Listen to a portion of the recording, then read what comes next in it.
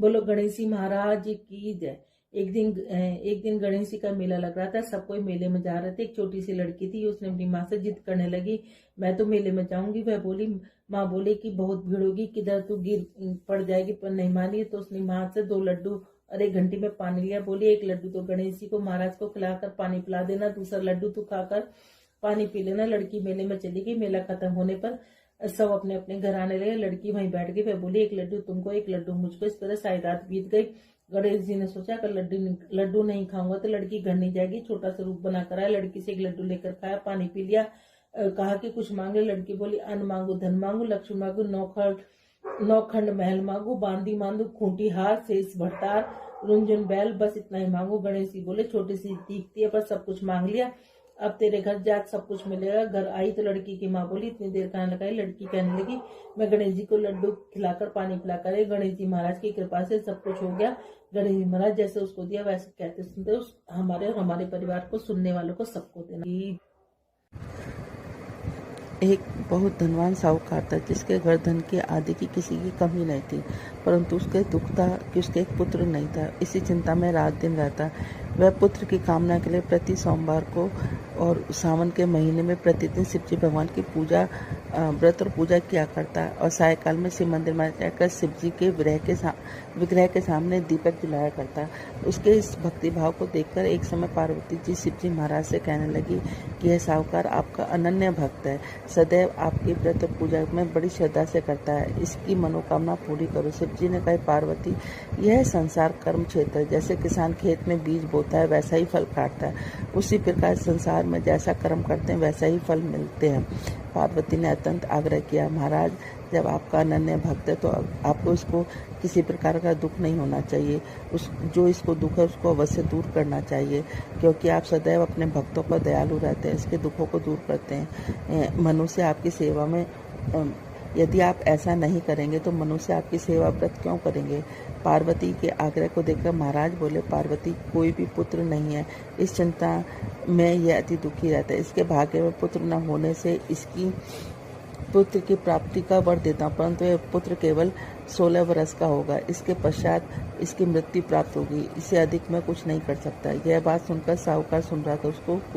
उसको न प्रसन्नता हुई न दुख हुआ। वह पहले जैसे ही शिवजी महाराज की पूजा व्रत करने लगा।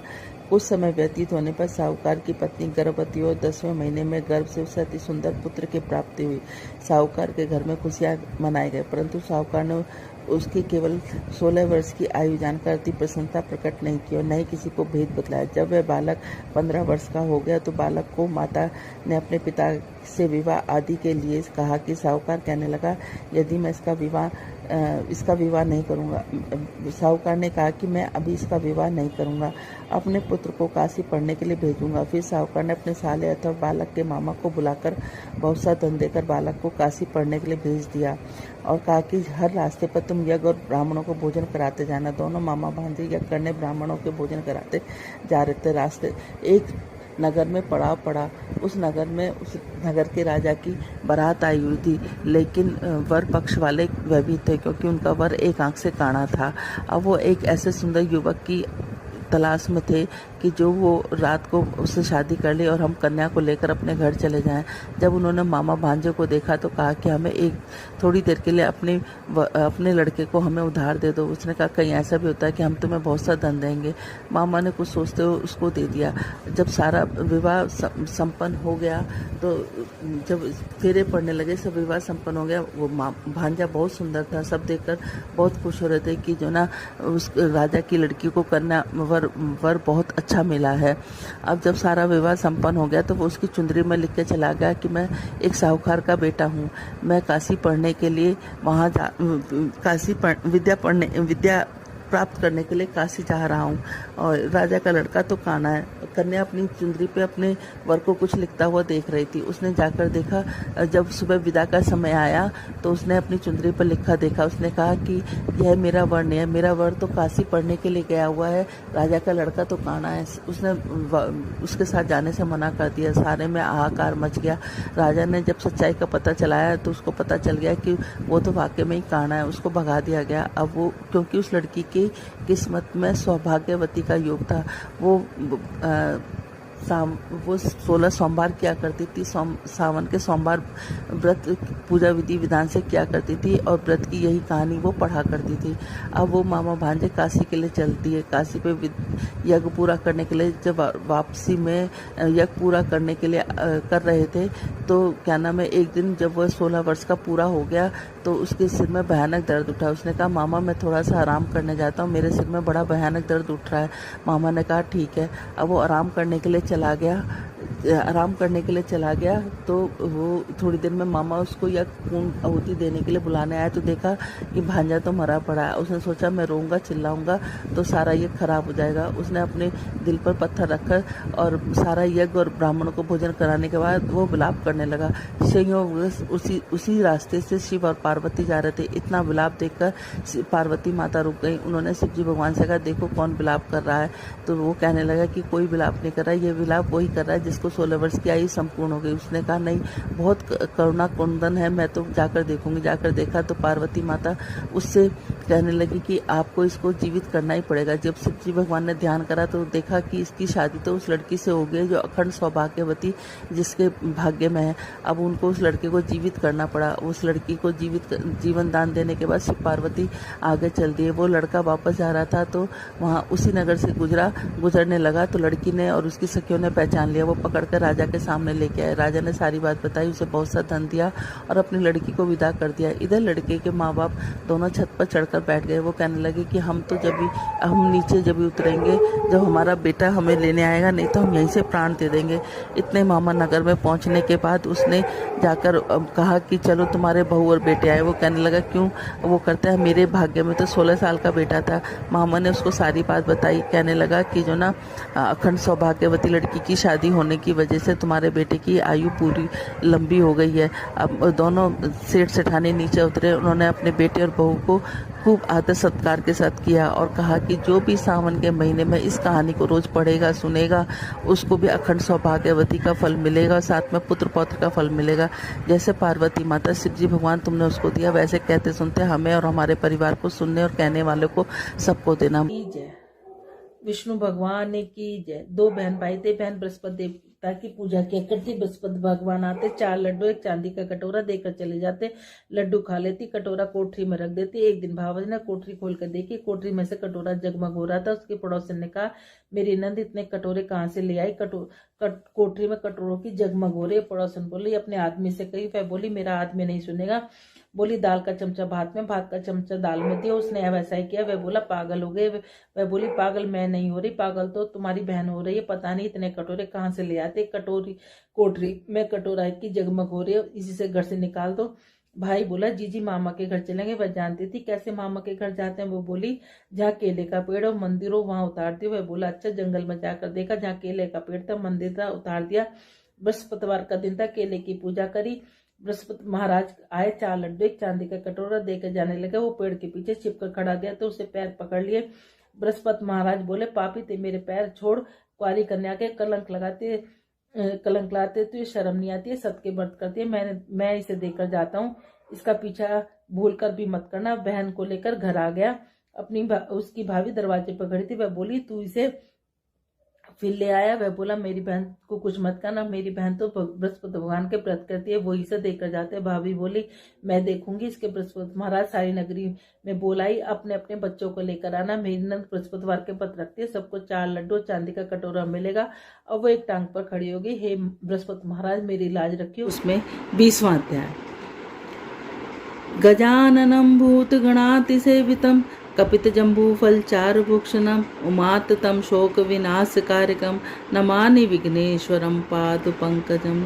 कर्पूरगौरं करुणावतारं संसारसारं भुजगेन्द्रहारं सदा वसन्तं हृदयारविन्दे भवन भवानी सहितं नमामि। त्वमेव माता च पिता त्वमेव बन्धु च सखा त्वमेव विद्या च दर्वन् त्वमेव सर्वं मम देव त्वमेव सर्वं मम देव।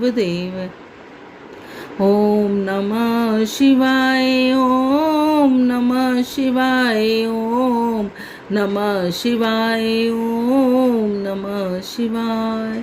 सावन महात्म की जय। 20वां अध्याय। भगवान शंकर ने कहा, हे सतन कुमार, अब मैं तुम्हें सावन शुक्ल त्रयोदशी और चतुर्थी तिथि के कार्यों के संबंध में बतलाऊंगा। सावन शुक्ल त्रयोदशी के दिन कामदेव को 16 विधि से पूजा की जाती है। अशोक, मालती, मदन, कोसुम्बो, बकुल, अन्य मादक पुष्प तथा लाल चावल, पीले चंदन, सुगंधित द्रव्य, पौष्टिक जंग द्रव्य द्वारा अनेकों वीर्यवर्धक द्रव्यों का नैवेद्य समर्पण करके मुख रोचक पान देना चाहिए। उस पान में चिकनी सुपारी, कत्था, चूना, जावित्री, जायफल का चूर्ण, लौंग, इलायची, नारियल के बारीक टुकड़े, केसर और कपूर डालनी चाहिए।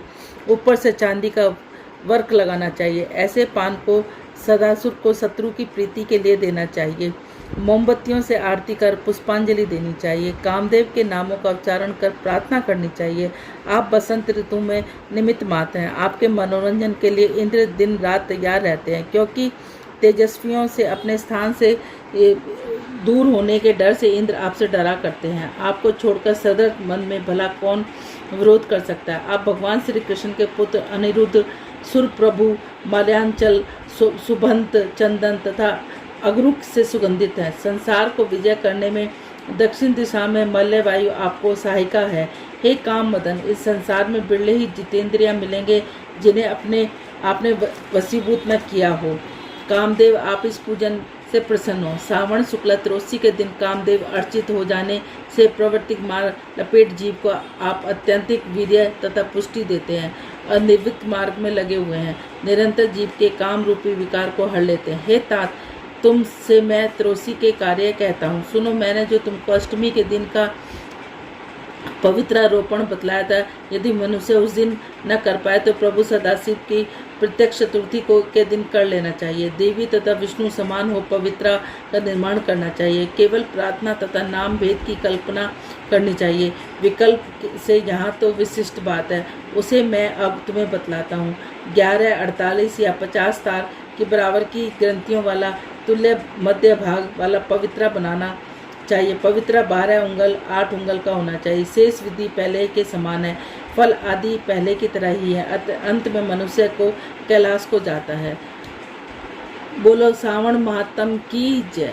ओम नमः शिवाय, ओम नमः शिवाय, ओम नमः शिवाय, ओम नमः शिवाय, ओम नमः शिवाय, ओम नमः शिवाय, ओम नमः शिवाय, ओम नमः शिवाय, ओम नमः शिवाय, ओम नमः शिवाय, ओम नमः शिवाय, ओम नमः शिवाय।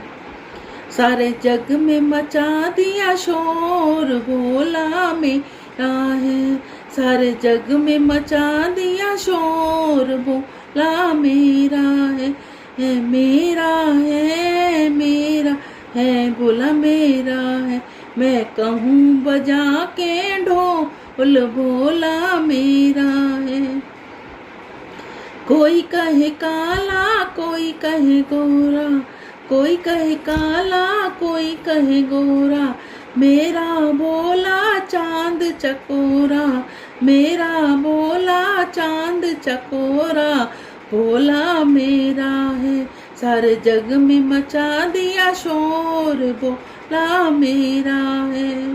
कोई कहे मोटा, कोई कहे पतला, कोई कहे मोटा, कोई कहे पतला, मैंने लिया तराजू में तोल, बोला मेरा है। सारे जग में मचा दिया शोर, बोला मेरा है। कोई कहे लंबा, कोई कहे छोटा, कोई कहे लंबा, कोई कहे छोटा, मैंने लिया फीते से नाप, बोला मेरा है। मैंने लिया फीते से नाप, बोला मेरा है। सारे जग में मचा दिया शोर, बोला मेरा है। जहर का प्याला राणा जी ने भेजा, पी गई मीरा घोल, बोला मेरा है। सारे जग में मचा दिया शोर, भोला मेरा है, मैं कहूँ बजा के ढोल भोला मेरा है। बोलो राधे राधे।